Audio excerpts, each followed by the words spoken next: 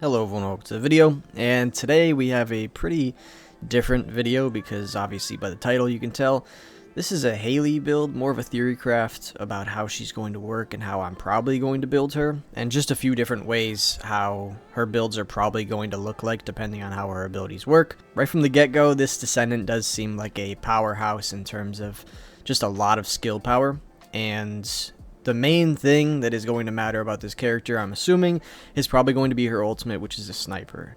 And this sniper can work in one of two ways. It can be like Lepic's ult, where he just pulls it out and it is purely based on skill power and has nothing to do with the actual weapon. Or it can be like Glaze Massacre, and the weapon that you're using will actually have an effect on it. And if it is like the latter, where the weapon you're using has an effect and the sniper scales off of that, and if that is the case, then you're going to want a weapon that does the maximum amount of damage in one shot, which is probably going to be the Piercing Light or the Afterglow Sword.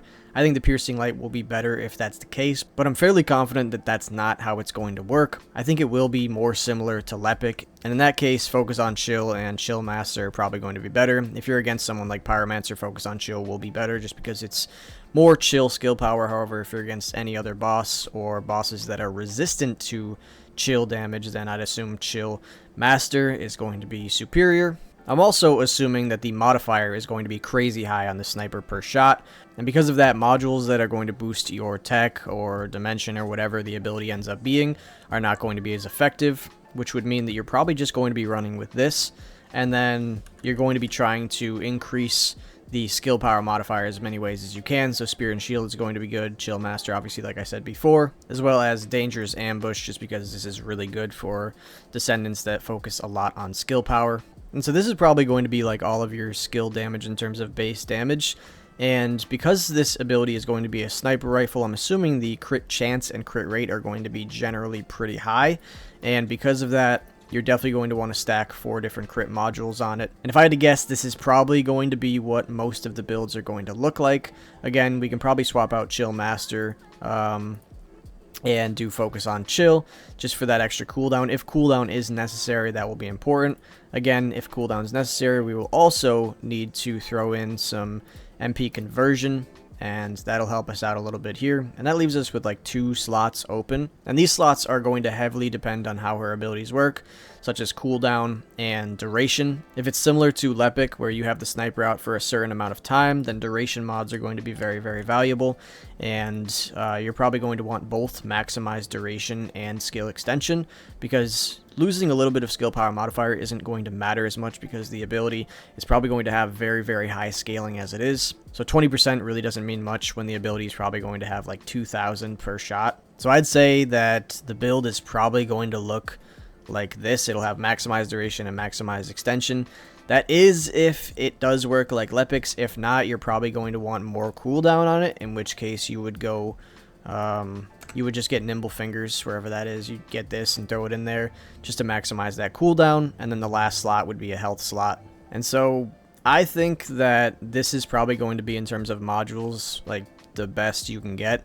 Again, this is very, very subject to change. I'm basically guessing. I have no idea how this is going to work. The crit chance could be abysmal, and using crit on this could be terrible, so you would swap that out. It could not be affected by duration, in which case you wouldn't use duration.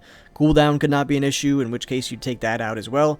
But what I do know is that you're going to need these 4 modules for sure. If the scaling ends up being low, which I don't think they would do that, then skill simplification is going to be pretty good, in which case you'd put that in for one of these.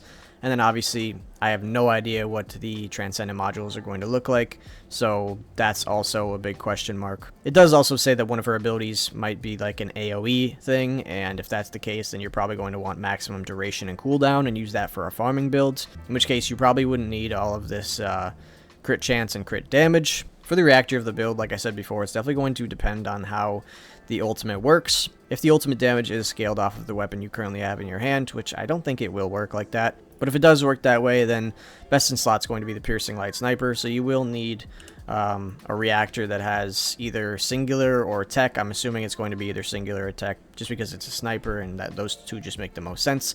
And then obviously chill, and then it will have to be Piercing Light Mounting.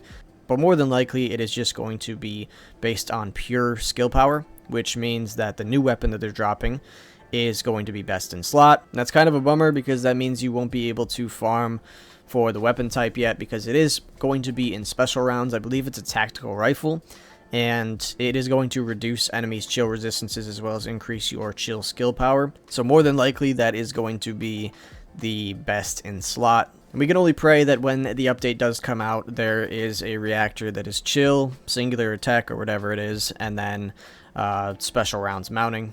As for the external components, it's more than likely going to be the Slayer set. However, the Frozen Heart set might work depending on if she has an ability that buffs her teammates, because that can give you 28% more skill critical hit rate. And that could boost your crit rate quite a bit depending on how much base crit rate the sniper already has. But like I said, it's very likely that Slayer set is going to be better, just because base 26% skill power is just a lot, and it's definitely going to be better than the Polar Knight one as well. But I think that pretty much sums up the video. I'm very excited to see how this character is going to work, and I'm very, very excited to see if this is like the exact build. I think it'd be kind of funny if this ends up being the exact build that people end up running. I think there's a pretty good shot this will be pretty similar. That is to say, if the crit is good. That's one thing I'm banking on quite a bit. And obviously we're just going to need to see how cooldown and duration affect this ability, as well as what kind of transcendent mods we have to work with. But that's pretty much it for today's video. If you guys found this video helpful or enjoyed it in any way, make sure to drop that like, so as a sub to the channel. But again, that's it for me, so thank you guys again for watching, and I will see you next time.